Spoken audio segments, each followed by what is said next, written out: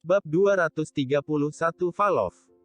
Ada relatif sedikit pembuat film di pertunjukan tengah malam, bahkan untuk blockbuster populer dengan reputasi besar ini, tingkat kehadirannya tidak tinggi. Apalagi kebanyakan orang yang menonton film saat ini adalah pasangan, mereka pada dasarnya mengikuti cara Alexander Blackwood. Pertunjukan tengah malam itu bagus, setelah selesai menonton waktu sudah larut, logis bahwa tidak ada masalah dengan membawa gadis itu pulang ataupun membuka kamar di hotel. Begitu lampu depan dimatikan, selain layar, bioskop langsung gelap gulita. Kekasih muda saling menggoda, wajar kalau tangan anak cowok mulai tidak jujur. Kamu tidak terlalu buruk, kamu tidak memilih film horor, kata Sofia Caldwell tersenyum. Sungguh keterlaluan bahwa film horor beranggaran kecil yang tidak dikenal memiliki tingkat kehadiran yang lebih tinggi daripada film ini sedang tayang di bioskop saat ini. Alexander Blackwood tercengang, lalu berkata, "Aku tidak suka menonton film horor, karena itu tidak membuatku takut." Sofia Caldwell memutar matanya dengan kesal, hari ini dia baru saja mengomentari Eki orang ini mulai membaik, tetapi tiba-tiba mundur di malam hari. Namun, dia tidak tahu, Alexander Blackwood sedang berpikir saat ini, kalau begitu lain kali nonton film horor saja. Kalau kamu marah, aku akan berpura-pura kamu suka menontonnya, kamu sendiri yang menyebutkannya hari ini. Kelicikan pria ini masih melebihi ekspektasi Sofia Caldwell. Dia tidak tahu bahwa dia telah ditipu oleh Alexander Blackwood. Setelah menonton film, tidak terjadi apa-apa, yang membuat Alexander Blackwood menghela napas lega. Dia pikir Hannah Merrick yakin dia pasti bisa memancing Valov keluar hari ini. Ayo pergi, sudah telat, pulanglah ke tempatku untuk tidur. Alexander Blackwood menggandeng tangan Sofia Caldwell dengan santal dan membawanya turun ke tempat parkir bawah tanah. Benar saja. Sofia Caldwell memberikan tatapan menggoda. Luna Reed juga turun ke tempat parkir bawah tanah, diikuti oleh Weston Marison. Dia menekan kunci mobilnya, lampu Mercedes-Benz Flying Sub senilai lebih dari 8 miliar langsung menyala 2 kali. Pada saat ini, sesosok tubuh keluar dari balik pilar besar penahan beban, itu adalah wajah asing yang sangat mencolok. Weston Marison langsung bergidik, dia berhenti di depan Luna Reed, langsung membuka tas besar di tangannya, segera memegang pedang kuno sepanjang lebih dari 3 kaki di tangannya. Valov. Suara renyah terdengar, kemudian sosok yang kuat muncul, meninju pria asing di belakang jantung dengan pukulan yang sangat menakutkan. Orang ini adalah Valov. Dan orang yang melakukan serangan diam-diam itu adalah Hannah Merrick yang sudah lama bersembunyi. Cahaya dingin melintas di mata Valov, dengusan dingin keluar dari mulutnya. Dia setengah berbalik, mengayunkan lengannya, dan menamparkan tinju Hannah Merrick.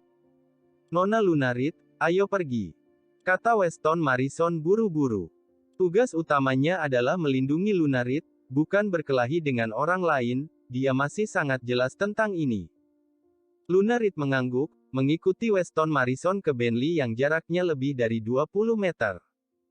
Kedua master, Hannah Merrick dan Valov, bertarung satu sama lain, mereka tidak menahan diri sama sekali. Ketika mereka saling berhadapan, mereka menggunakan semua jenis gerakan pembunuh, dengan taktik ganas dan jahat yang muncul dalam aliran tanpa akhir, untuk membunuh pihak lawan secepat mungkin. Luna Reed dan Weston Marison baru saja keluar kurang dari 2 langkah, mereka berdua telah mengerahkan hampir belasan jurus, wajah mereka memerah saat bertarung. Tubuh Valov bergoyang, seperti angin yang meniup daun pohon besar, setiap kali dia bergerak, dia menggunakan kekuatan penuhnya, sangat kuat, pukulannya sangat menakutkan. Wajah Hannah Merrick merah.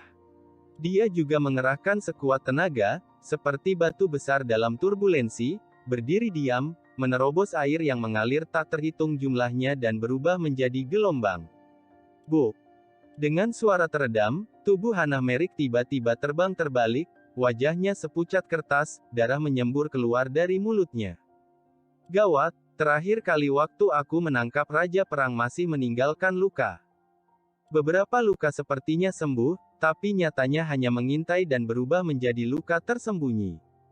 Begitu aku mengeluarkan seluruh kekuatanku, mereka kambuh. Teriak Hannah Merrick dalam hati. Begitu tubuhnya mendarat di tanah, dia langsung berguling taktis, menghindari beberapa kerikil yang ditendang oleh Valov. Kerikil menghantam tempat dia baru saja berguling, membuat suara teredam.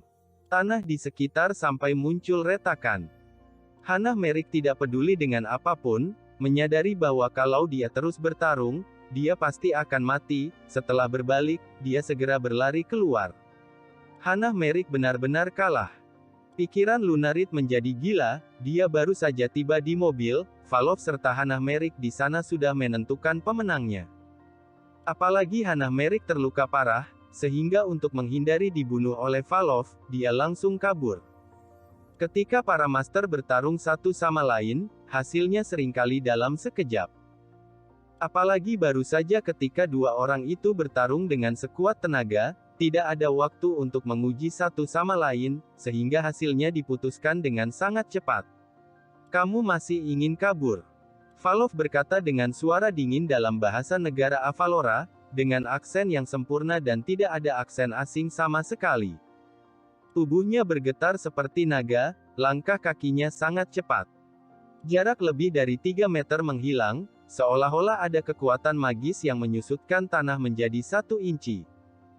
Ups, kata-kata Alexander Blackwood benar, Hannah Merrick benar-benar tidak bisa diandalkan. Melihat Valov bergegas mendekat, Lunarid linglung. Melihat pendekatan Valov yang mengancam, Weston Marison tahu bahwa sudah terlambat untuk masuk ke dalam mobil, jadi dia membuat keputusan tegas dan mencabut pedang dari sarungnya. Sebelum dia sempat menggerakkan pedangnya untuk memblokir Valov yang mendekat, dia melihat sesosok tubuh muncul, seolah muncul begitu saja. Sosok ini melintas di depannya, memblokir Valov, kemudian, menarik ke atas, 2 jari keluar seperti naga beracun. Ah! Weston Marison dan Lunarid segera mendengar jeritan yang keluar dari mulut Valov. Mendongak, Valov, yang baru saja agresif, telah berhenti saat ini, matanya berdarah, ekspresi wajahnya menyakitkan. Namun, meski begitu, dia tetap meninju dengan keras. Orang yang berdiri di depan adalah Alexander Blackwood. Alexander Blackwood mengeluarkan dengusan dingin keluar dari hidungnya, lalu melangkah maju dengan kaki depannya di garis tengah tubuh Valov, menghindari tinju, dan mematuk tulang selangka Valov dengan tinju bangau. Krak! Tulang selangka Valov patah dalam sekejap, dan sebelum dia sempat menggunakan metode yang tersisa, tubuh Alexander Blackwood segera menabraknya seperti beruang raksasa yang agung. Jurus beruang menabrak pohon, ini bersandar kokoh di dada Valov. Setelah mendengar suara tulang patah, Valov langsung terbang terbalik. Buk! Tubuh Valov terhempas ke tiang penahan beban yang sangat besar, menyebabkan cat dan semen pada tiang penahan beban berjatuhan satu demi satu. Setelah tubuhnya jatuh, dia lemas seperti bola lumpur, dan langsung meninggal di tempat. Adegan ini sangat lambat, tetapi nyatanya, dari sejak Hannah Merrick dikalahkan dan kemudian melarikan diri, hingga Alexander Blackwood membunuh Valov, hanya dalam hitungan detik, secepat kilat. Naga beracun terbang, Alexander Blackwood pertama kali menusuk 2 bola mata Valov, pukulannya merusak keseimbangan tubuhnya, gerakan terakhir, beruang menabrak pohon menghancurkan organ dalamnya, menyebabkan dia mati secara menyeluruh. Alexander Blackwood yang terbiasa menghadapi orang jahat yang tak terhitung jumlahnya, tahu bahwa untuk menghadapi karakter seperti ini, dia harus mengejar prinsip membunuh apa yang bisa dibunuh. Kalau tidak, bisa saja balik dibunuh mereka. Bab 232 tidak bisa menghunus pedang. Lunarid masih syok.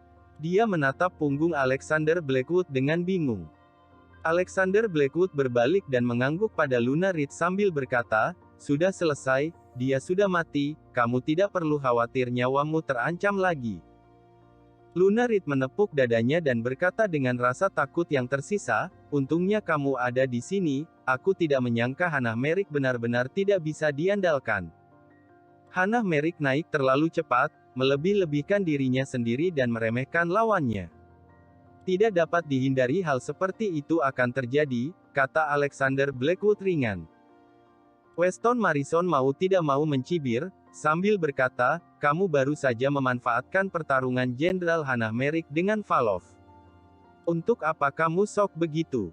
Alexander Blackwood berkata sinis, aku memanfaatkan Hannah Merrick. Bicara yang benar. Kalau bukan karena aku, kamu dan Luna Reed pasti sudah mati di tangannya sekarang. Weston Marison sangat menghina, dia pun berkata, baru saja Valov dan Jenderal Hannah Merrick menghabiskan banyak energi fisik dalam pertempuran. Kalau bukan karena itu, apakah kamu bisa mengalahkannya? Alexander Blackwood berkata, memang benar dia menghabiskan energi fisik, tetapi bahkan kalau dia mempertahankan puncaknya, dia akan mati kalau bertemu denganku. Jangan asal menyombongkan diri. Weston Marison mencibir, bahkan kalau kamu tidak bergerak sekarang, Valov, yang sudah kelelahan, juga bukan tandinganku. Luna Reed mengerutkan kening, lalu berkata, berhentilah berdebat, sekarang ancaman terbesar telah dihilangkan, itu hal yang baik. Weston Marison berkata, Nona Luna Reed, aku tidak tahan dia memfitnah Jenderal Hannah Merrick. Kalau bukan karena Jenderal Hannah Merrick, mana mungkin dia bisa menang? Meskipun pertarungan antara Valov dan Hannah Merrick tadi sangat singkat, keduanya menggunakan tinju mereka dengan seluruh kekuatan mereka saat bertarung. Setiap detik akan menghabiskan energi fisik dalam jumlah yang tidak diketahui. Namun, Valov jelas lebih unggul dalam keterampilan dan memiliki keunggulan fisik yang jelas, jadi dia menoleh untuk menghadapi Luna Reed tanpa ragu setelah mengalahkan Hannah Merrick. Aku perlu memanfaatkan Hannah Merrick. Atau apakah kamu pikir kamu terlalu jago? Di depanku, kamu bahkan tidak punya kesempatan untuk menghunus pedangmu. Alexander Blackwood memandang Weston Marison, keturunan pedang Istana Sanga, dengan dingin, dia tanpa ampun saat berbicara. Setelah Weston Marison mendengar kalimat ini, dia benar-benar menjadi kesal, matanya membelalak, dia berteriak, apa katamu?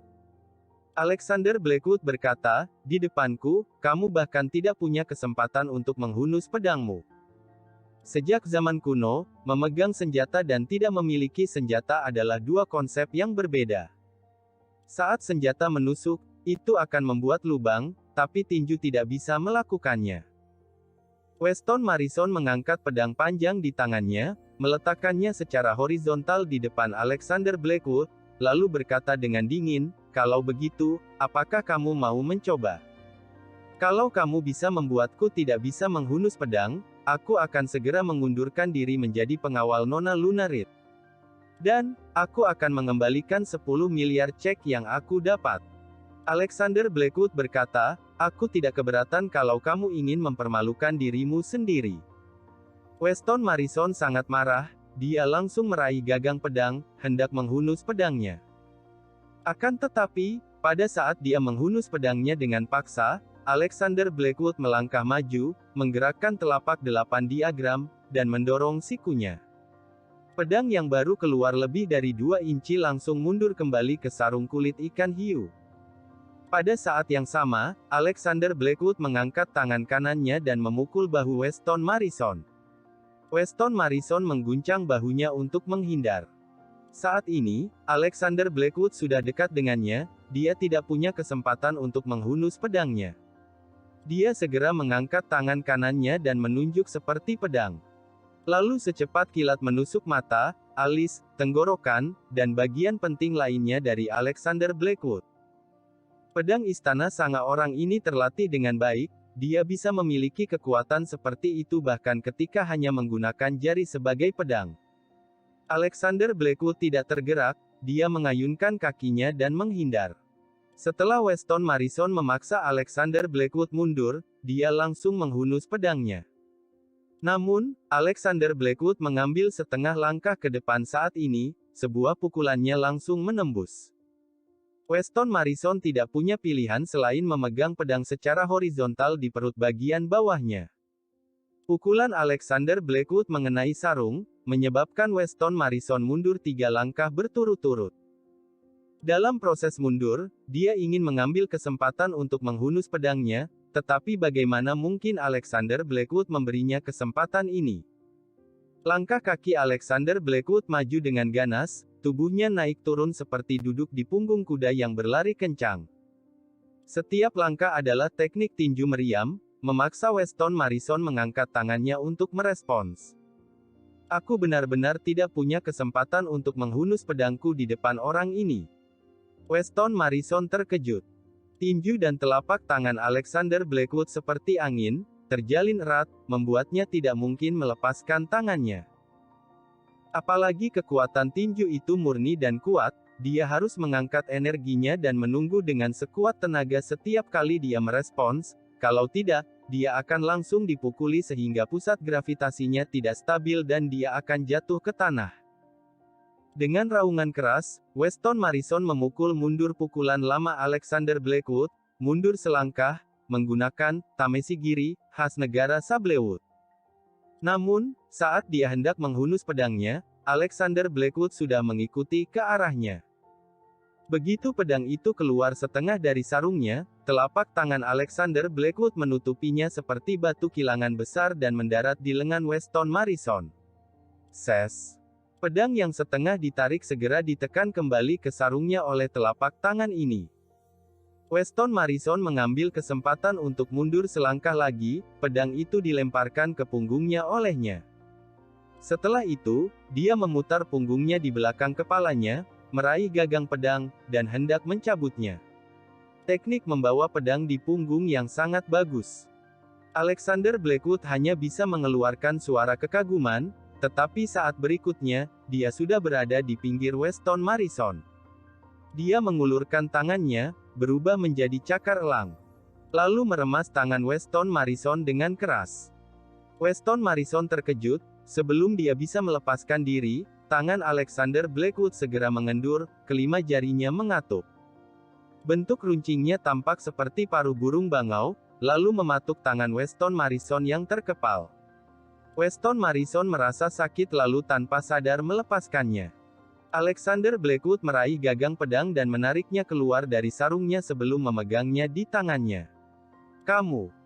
Melihat pedangnya jatuh ke tangan Alexander Blackwood, Weston Marison sangat terkejut sehingga dia tidak bisa mempercayai matanya sama sekali. Dalam hidupnya, ini benar-benar pertama kalinya dia bertemu lawan seperti itu. Di depan lawan, dia bahkan tidak memiliki kesempatan untuk menghunus pedang. Ini sungguh keterlaluan. Sudah kubilang, kamu bahkan tidak punya kesempatan untuk menghunus pedangmu di depanku. Kata Alexander Blackwood dengan dingin, melemparkan pedang panjang di tangannya langsung ke Weston Marison. Wajah Weston Marison muram, dia diam-diam menangkap pedang dan memasukkannya kembali ke sarungnya. Pipinya berkedut, dia mengertakkan gigi dan berkata, "Terima kasih." Setelah berkata demikian, dia mengeluarkan cek senilai 10 miliar dari sakunya, sambil berkata, "Ini cek dari Nona Lunarid, akan aku kembalikan." Setelah melempar cek, Weston Marison berbalik dan pergi. Sebagai keturunan pedang Istana Sanga yang bermartabat, di depan Alexander Blackwood, dia bahkan tidak sempat menghunus pedangnya, sangat memalukan sekali, dia benar-benar malu untuk tetap tinggal. Alexander Blackwood melirik Lunarid dan berkata dengan ringan, "Lain kali Nona Lunarid ingin menyewa pengawal, kamu bisa memintaku untuk mencari koneksi. Aku bisa menemukan yang lebih kuat, memastikan tidak ada yang salah." Luar biasa. Lunarid memandang Alexander Blackwood, mengacungkan jempol, dan tersenyum tipis. Sangat jarang baginya untuk tersenyum, tetapi senyuman ini sangat indah, tidak berlebihan untuk menggambarkannya sebagai mengalahkan semua wanita. "Oke, sudah larut. Cepatlah kembali." Alexander Blackwood menjabat tangannya. Lunarid mengangguk, masuk ke mobilnya dan pergi. Alexander Blackwood menelepon, "Halo, Tuan Winbert, datang dan ambil mayatnya."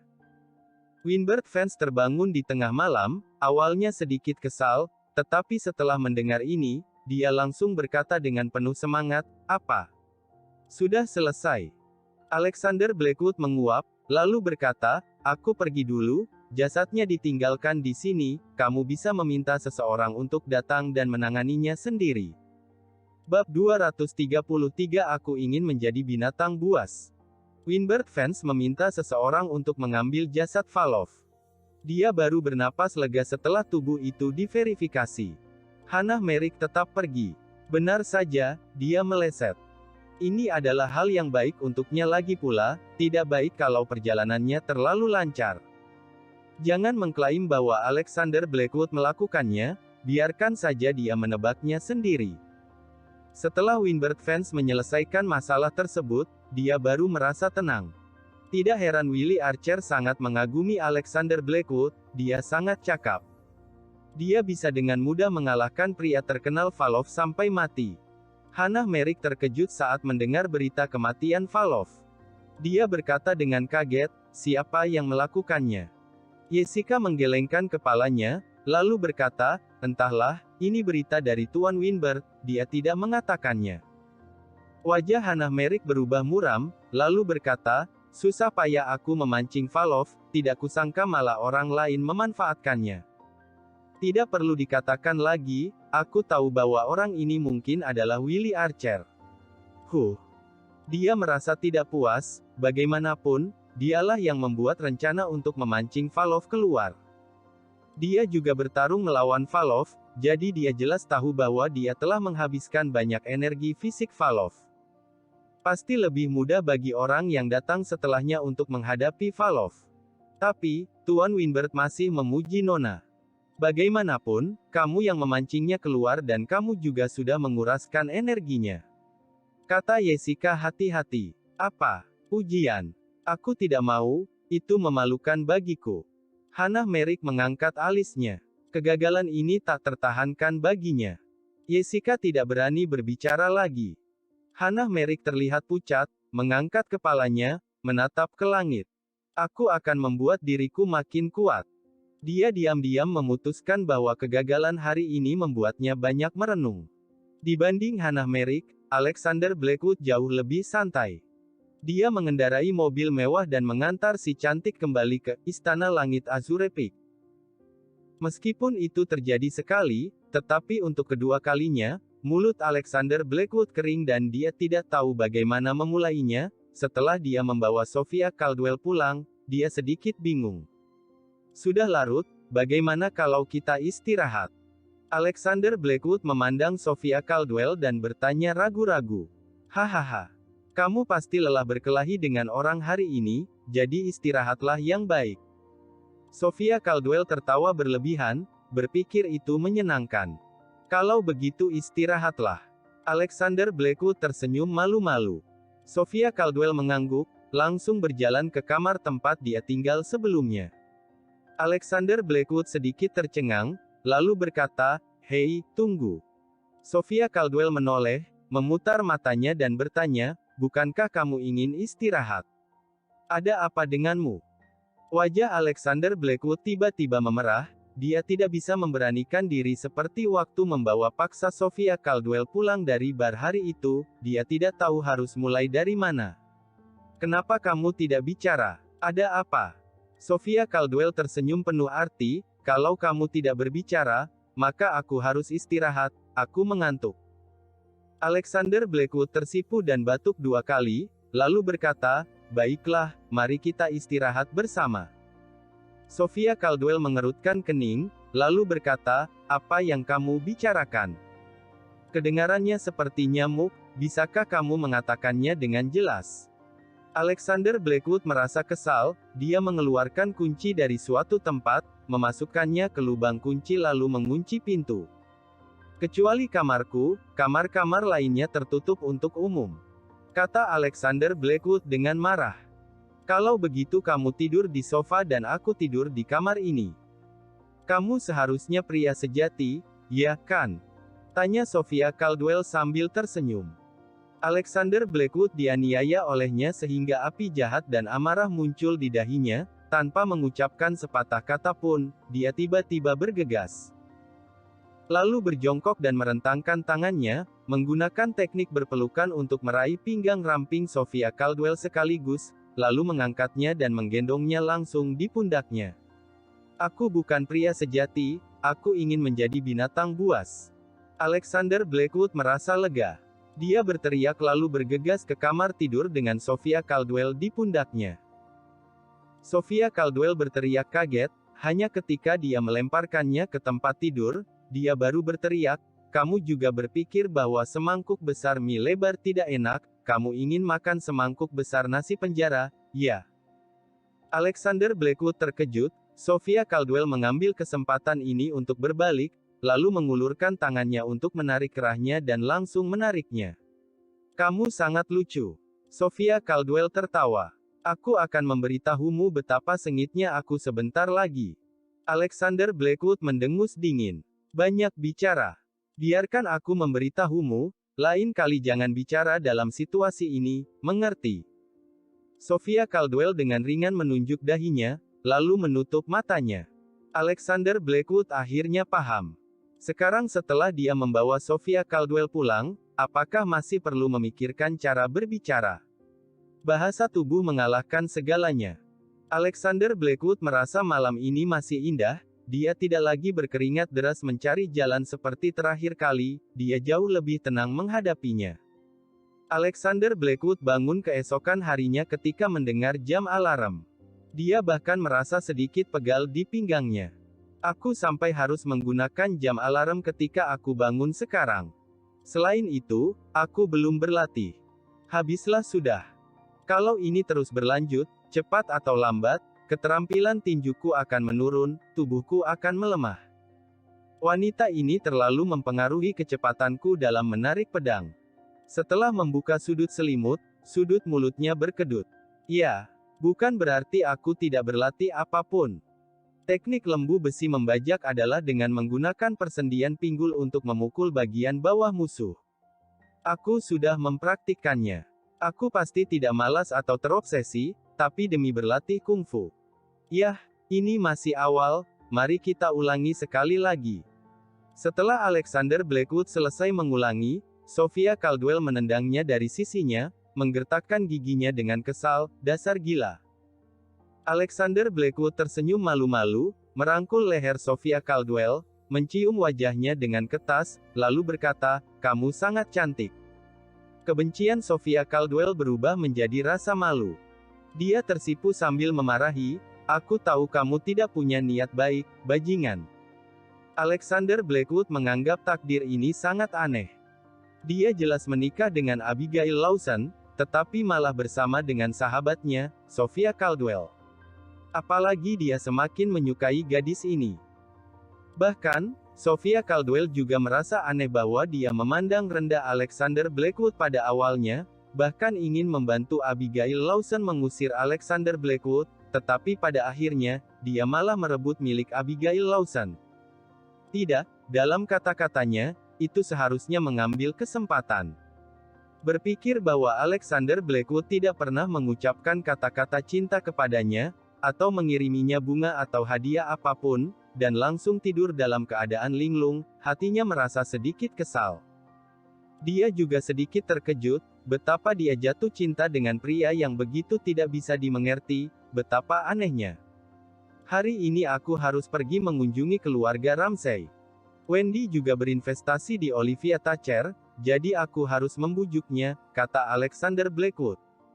"Kamu sangat perhatian pada keluarga Ramsay, mungkin karena Quenet itu?"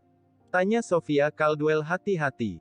"Bagaimana mungkin? Tidak ada apa-apa antara aku dan dia, aku biasanya tidak banyak berkomunikasi." Alexander Blackwood menggelengkan kepalanya. Sophia Caldwell mencibir dan mengulurkan tangan kanannya, mengepalkan tangan dan berkata, "Aku menginginkan semuanya." Alexander Blackwood merasa malu, seharusnya dia tidak mengatakan kalimat ini, sekarang sudah menjadi trik Sophia Caldwell untuk memanipulasinya. Ketika dia datang ke perusahaan, Alexander Blackwood meminta Gelika Wright untuk mengatur beberapa dokumen dan membawanya ke keluarga Ramsay. Dasar cabul. Memanfaatkan Alexander Blackwood yang berbalik, Gelika Wright menatap Alexander Blackwood, lalu mengutuk dalam hati. Kemarin, dia ingat semua komentar yang diposting Alexander Blackwood. Bab 234 Pertemuan. "Apakah kamu tahu mengapa aku mengajakmu ke keluarga Ramsay hari ini?" Alexander Blackwood melirik Gelika Wright, lalu bertanya ringan. "Tidak tahu." Gelika Wright menggelengkan kepalanya. Alexander Blackwood berkata, "Kamu dan keluarga Wright punya dendam kesumat, kamu tidak memiliki latar belakang. Jadi, sebagai bos, aku juga harus memperkenalkan padamu beberapa orang penting. Mau tak mau Gelika Wright merasa sedikit hangat di hatinya. Merasa Alexander Blackwood masih peduli padanya, dia pun tersenyum dan berkata, "Terima kasih, alangkah baiknya kalau kamu bisa memperkenalkanku pada Presidir Misterius." Alexander Blackwood sedikit tersenyum, lalu berkata, "Jangan khawatir, bukankah jamuan yang diadakan oleh Olivia Thatcher akan segera dimulai? Maka kamu akan dapat bertemu Presidir Misterius ini." Gelika Wright mengangguk dengan penuh semangat. Presidir Misterius adalah anggota keluarga ibu kota dan memiliki latar belakang yang hebat. Selama dia bisa mendapatkan dukungannya, apakah dia masih harus takut dengan keluarga Wright? Orang yang ingin kamu temui mungkin tidak seperti yang kamu bayangkan. Alexander Blackwood menyiramnya dengan air dingin ketika dia melihatnya seperti ini. "Itu pasti lebih baik dari kamu, orang cabul," kata Gelika Wright. "Apa katamu?" Alexander Blackwood sangat marah, dia mengangkat tinjunya. "Aku salah." Gelika Wright segera meminta maaf. Alexander Blackwood mencibir, dia harus memperlakukannya sedikit lebih buruk di masa depan, kalau tidak, dia akan melunjak dan tidak menganggap dirinya sebagai bos dengan serius. Keduanya segera tiba di rumah keluarga Ramsay. Wesley Ramsay, Jonathan Ramsay, Kirsten Ramsay, Juliana Ramsay dan lainnya semua ada di sana. Setelah melihat Alexander Blackwood, mereka semua menyambut Alexander Blackwood dengan senyuman. Setelah Alexander Blackwood memperkenalkan Gelika Wright dengan santai, dia duduk di sofa ruang tamu. Master Alexander Blackwood, Taena Capital memiliki banyak ruang untuk berkembang masa depan. Tapi, selama periode yang luar biasa ini, kamu perlu memperhatikan beberapa hal, kata Wesley Ramsay sambil tersenyum. Alexander Blackwood bertanya dengan rasa ingin tahu, "Oh, aku harus memperhatikan apa?" Wesley Ramsay berkata, "Kamu harus menjauh dari Solstice Holdings, kalau tidak, itu akan terpengaruh dan kamu akan mendapat masalah." Alexander Blackwood tertegun sambil berkata, "Taena Capital kami didanai dan didirikan oleh Solstice Holdings. Kalau menjauh dari Solstice Holdings, ini agak tidak realistis. Rasanya seperti tidak tahu diri." Wesley Ramsay berkata dengan tenang, "Nebula Innovations dan grup Seraphim Technologies telah bergabung dan mengeluarkan banyak modal. Mereka telah mencoba untuk bertindak akhir-akhir ini. Aku pikir dalam waktu singkat, mereka akan menyerang Solstice Holdings secara menyeluruh dan memutus jalur kehidupan Solstice Holdings. Kalau kamu masih terlalu dekat dengan Solstice Holdings, kamu akan mendapat banyak masalah, kamu mungkin akan bangkrut saat itu." Jonathan Ramsay di samping sedikit mengangguk, lalu berkata, "Meskipun Solstice Holdings adalah perusahaan lokal kita, begitu juga grup Seraphim Technologies. Meskipun Nebula Innovations adalah orang luar, dia memiliki latar belakang ibu kota. Jadi, saat mereka bertarung, bahkan Tuan Gubernur pun sudah berpesan. Paling tidak, dalam hal kebijakan, pihak pemerintah tidak akan membantu yang manapun. Dalam keadaan seperti itu, hampir tidak mungkin Solstice Holdings bisa menang. Bahkan sangat sulit bagi mereka untuk melindungi diri mereka sendiri." Gelika Wright juga merasakan hal yang sama. Bahkan kalau Presidir Misterius benar-benar memutuskan untuk bersatu dengan Luna Reed untuk melawan Nebula Innovations, dia mungkin tidak dapat menahan serangan seperti itu. Dia percaya bahwa perjalanan Alexander Blackwood benar-benar sia-sia, kejatuhan Solstice Holdings sudah pasti. Sekarang semua orang berpikir tentang bagaimana membagi kue ini, bagaimana mereka bersedia melepaskannya begitu saja. Satu-satunya orang yang mundur dari aliansi Nebula Innovations adalah August Holloway. Semua orang bahkan menertawakannya, mengira dia tidak tahu bagaimana menghasilkan uang untuk kaya. Alexander Blackwood menyesap teh dan tertawa, lalu berkata, "Tuan Wesley Ramsay, Jonathan Ramsay, pikiran kalian terlalu subjektif dan sepihak." Wesley Ramsay berkata, "Oh, aku ingin mendengar lebih banyak tentang itu.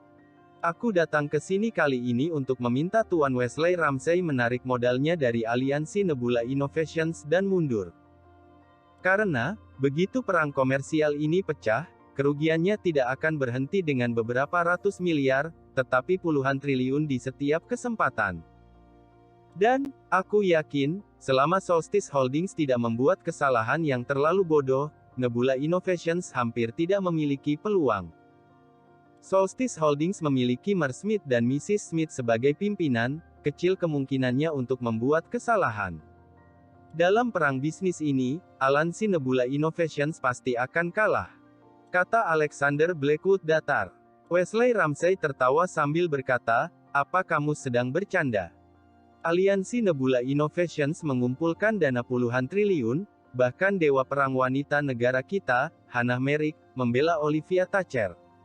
Bagaimana Solstice Holdings bisa menang?" Jonathan Ramsey juga merasa perkataan Alexander Blackwood agak tidak bisa dipercaya. Dilihat dari segi manapun, Solstice Holdings tidak memiliki peluang untuk menang. Hannah Merrick memobilisasi dana puluhan triliun dari keluarga Merrick ibu kota, yang merupakan sinyal yang sangat jelas. Gelika Wright yang merupakan sekretaris Dewan Direksi merasa bahwa perkataan Alexander Blackwood sama sekali tidak dapat dipercaya saat ini, yang sama sekali tidak dapat meyakinkan Wesley Ramsey. Karena Solstice Holdings memilikiku, jadi tidak akan kalah, kata Alexander Blackwood enteng. Wesley Ramsey dan Jonathan Ramsey saling memandang dan tertawa. Kirson Ramsey dan Juliana Ramsey di samping merasa malu. Mereka merasa kata-kata Alexander Blackwood terlalu berlebihan. Master Alexander Blackwood, aku tahu kamu mampu, tetapi kalau kamu ingin berpartisipasi dalam perang bisnis ini, kamu masih memiliki beberapa kekurangan. Kecuali presidir misterius yang digembar-gemborkan Luna Reed bisa maju. Dia memiliki latar belakang dan dana yang cukup untuk bersaing dengan Hannah Merrick. Kalau tidak, Solstice Holdings benar-benar tidak memiliki peluang untuk menang dalam pertempuran ini. Setelah Wesley Ramsey tertawa, dia merasa itu sedikit tidak sopan. Jadi, dia menahan senyumnya, mulai menganalisisnya dengan serius untuk Alexander Blackwood. Mereka telah melihat kemampuan dan keterampilan medis Alexander Blackwood, tetapi menurut mereka, keduanya tidak dapat memainkan peran apapun dalam perang bisnis ini. Dalam perang bisnis, pertarungannya adalah tentang latar belakang sumber daya dan kekuatan modal. Kedua kelebihan yang dipegang oleh Alexander Blackwood ini tidak ada hubungannya satu sama lain. Alexander Blackwood menggelengkan kepalanya dan berkata, "Tuan Wesley Ramsey, aku datang ke sini untuk membujuk kamu kali ini, bukan untuk menghilangkan tekanan pada Solstice Holdings. Itu karena kita memiliki hubungan yang baik dan saling membantu. Aku memperlakukanmu sebagai teman, jadi aku datang untuk membujukmu. Modal Solstice Holdings yang tersembunyi dalam kegelapan sangat besar hingga di luar imajinasimu. Kalau kamu bersikeras untuk berpartisipasi dan berinvestasi dalam aliansi Nebula Innovations, kamu akan menderita kerugian besar nantinya. Berapa banyak uang yang kamu keluarkan hanya akan terbuang sia-sia." Wesley Ramsey hanya bisa tersenyum dan menepuk bahu Alexander Blackwood, lalu berkata, "Aku tahu Master Alexander Blackwood adalah orang yang baik, aku menghargai kebaikan ini. Aku telah berkecimpung di dunia bisnis selama beberapa dekade, aku masih bisa menilai. Master Alexander Blackwood, kamu tidak perlu mengatakan apa-apa lagi. Jangan bicara tentang bisnis hari ini, mari kita bicara tentang hal lain." Jonathan Ramsey juga tersenyum dan berkata, "Ya, mari kita bicara tentang hal lain. Oh, ngomong-ngomong, aku ada rapat yang harus dihadiri. Aku harus pergi dulu. Kalian mengobrol pelan-pelan." Setelah mengatakan ini, Jonathan Ramsey pergi. Wesley Ramsey tinggal sebentar, setelah makan siang bersamanya, dia juga pergi. Jelas, tidak satu pun dari dua bersaudara itu yang menganggap serius kata-kata Alexander Blackwood. Kalau bukan karena hubungan pertemanan, mungkin mereka akan mulai mengejeknya secara langsung, lagi pula, ini terlalu dibuat-buat. Di seluruh negeri, apakah ada orang di bisnis atau keuangan yang berpikir bahwa Solstice Holdings akan baik-baik saja saat ini? Bab 235 Hujan Besar. Tuan Alexander Blackwood, apa yang aku katakan? Kamu ingin membujuk Tuan Wesley Ramsay untuk menarik investasi, itu tidak mungkin. Kamu tidak percaya padaku. Sekarang, kamu sudah percaya, kan? Gelika Wright melirik Alexander Blackwood, lalu berbisik dengan sombong. Alexander Blackwood memukul dahinya, yang membuat Gelika Wright berseru kesakitan. Dia duduk sambil memegangi dahinya, dengan air mata mengalir di wajahnya. Kamu minta dihajar, ya? Tanya Alexander Blackwood dengan dingin. Gelika Wright merasa sangat dianiaya sehingga dia tidak berani berbicara lagi, apa yang dia katakan adalah kebenaran. Kirson Ramsay tersenyum pada Alexander Blackwood sambil berkata, Master Alexander Blackwood, kami semua tahu niat baikmu, tapi apa yang kamu katakan sepertinya tidak mungkin terjadi. Alexander Blackwood melirik Kirson Ramsay, lalu berkata, Kirson Ramsay, aku hanya bisa berkata sampai di sini, percaya atau tidak itu terserah kamu. Kamu akan kehilangan banyak uang saat itu, jangan bilang aku tidak memperingatkanmu. Kirson Ramsay teringat waktu Wesley Ramsay tidak mempercayai Alexander Blackwood di masa lalu, tetapi pada akhirnya dia menanggung. Kata-kata Alexander Blackwood begitu mutlak sehingga Kirson Ramsay pun ragu untuk beberapa saat. Dia pun bertanya, latar belakang Solstice Holdings benar-benar begitu menakutkan. Bahkan bisa menggulingkan aliansi yang dibentuk oleh Nebula Innovations. Bukan latar belakang Solstice Holdings yang menakutkan, tapi aku. Alexander Blackwood membual tanpa basa-basi. Gelika Wright mau tidak mau ingin tertawa ketika mendengarnya. Berlebihan sekali. Dia merasa ini sangat berlebihan.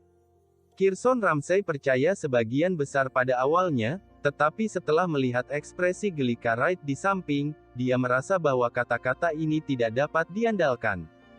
Alexander Blackwood, aku percaya padamu. Aku akan berbicara dengan ayah dan pamanku nanti, mencoba membujuk mereka, kata Juliana Ramsay. Yah, terima kasih. Alexander Blackwood tersenyum. Dia telah mencapai langkah ini, dapat dikatakan bahwa dia telah berusaha sebisanya. Kalau Wesley Ramsay masih menolak untuk mendengarkan, setelah rugi besar nanti, itu juga bukan salahnya. Ketika Juliana Ramsay pergi untuk mengisi ulang teko, Kirson Ramsay mengulurkan tangan dan menyentuh Alexander Blackwood sambil mengedipkan mata. Ada apa? Tanya Alexander Blackwood. Hei, ada beberapa teknisi dari negara Sablewood yang datang ke sebuah klub. Katanya mereka lebih cantik dari bintang wanita yang sedang syuting, kulit mereka lembut bukan main. Kata Kirson Ramsay secara misterius. Oh ya. Alexander Blackwood terkejut ketika mendengar itu. Bagaimana kalau aku mengajakmu melihatnya malam ini? Kirson Ramsay tertawa. Alexander Blackwood mengangguk dan setuju. Ya, aku bukannya mau lihat-lihat, aku hanya ingin memberi nasihat tentang teknik pijat mereka demi persahabatan antar negara. Kirson Ramsay mengacungkan jempol, lalu berkata, saran bagus. Ketika Gelika Wright di samping mendengar kata-kata ini, dia marah besar, orang-orang ini semua adalah pria cabul, mereka tidak punya niat baik. Bagaimana cara menunjukkan teknik pemijatan orang lain, itu jelas tergoda, mengapa harus dikatakan begitu segar dan halus. Dasar cabul, dasar cabul. Kalau kamu berani pergi, semoga kamu cepat kena AIDS. Gelika Wright memarahi Alexander Blackwood dalam hati. Dia tidak tahu mengapa dia sangat marah ketika dia mendengarnya dan melihat ekspresi tertarik Alexander Blackwood. Tidak lama setelah Alexander Blackwood duduk di rumah keluarga Ramsay, dia pergi bersama Gelika Wright. Setelah Kirson Ramsay pergi, dia melirik Juliana Ramsay, lalu berkata, Juliana Ramsay, apakah kamu benar-benar percaya padanya? Mengapa menurutku ini agak tidak bisa diandalkan? Juliana Ramsay menghela napas dan menggelengkan kepalanya sedikit, lalu berkata, sebenarnya, aku juga tidak percaya padanya. Lagi pula, Nebula Innovations membentuk aliansi, itu sama saja dengan menghantam batu dengan telur. Bagaimana Solstice Holdings bisa mengalahkannya? Kirson Ramsay mengangguk, lalu berkata, benar, jadi paman dan ayah juga tidak akan percaya. Aku mengatakan itu hanya untuk menyelamatkan mukanya. Lagi pula, dia sengaja datang ke keluarga Ramsay untuk memberi tahu kita tentang hal itu. Kalau semua orang tidak percaya, pasti akan sedikit memalukan, kata Juliana Ramsay. Ya, Kirson Ramsay mengangguk. Kamu tidak memperhatikan ekspresi sekretarisnya, jelas juga mengira dia sedang berbicara omong kosong. Setelah Alexander Blackwood dan Gelika Wright keluar dari keluarga Ramsay, langit menjadi mendung dan angin bertiup kencang, sepertinya akan turun hujan. Kamu tidak akan bisa membujuk keluarga Ramsay. Wesley Ramsay telah menghabiskan 4 triliun dalam jumlah besar, dia pasti ingin mendapatkan pengembalian yang lebih baik, kata Gelika Wright. Kalau tidak bisa, ya sudah. Aku hanya bisa membiarkan Luna Reed menghasilkan lebih banyak uang. Alexander Blackwood mengangkat bahu. Dia sudah mengatakan apa yang harus dia katakan, kalau Luna Reed memakan 4 triliun Wesley Ramsay, dia tidak bisa menyalahkan siapapun. Gelika Wright tersenyum getir. Aku benar-benar tidak tahu dari mana asalmu sampai begitu yakin bahwa Presidir misterius bisa membalikkan situasi. Alexander Blackwood terkekeh, menggelengkan kepalanya dan tidak berbicara. Melihat dia tidak ingin berkata apa-apa lagi, Gelika Wright juga tidak bertanya lagi. Tiba-tiba wajahnya terasa dingin, ternyata setetes air hujan jatuh di wajahnya. Setelah setetes hujan menerpa wajahnya, dia berjalan beberapa langkah, langit seakan bocor, hujan deras langsung turun. Untungnya, ada kios koran kecil dengan pintu tertutup di depan, Alexander Blackwood serta Gelika Wright bergegas bersembunyi di bawah atap. Tubuh Gelika Wright basah kuyup oleh hujan.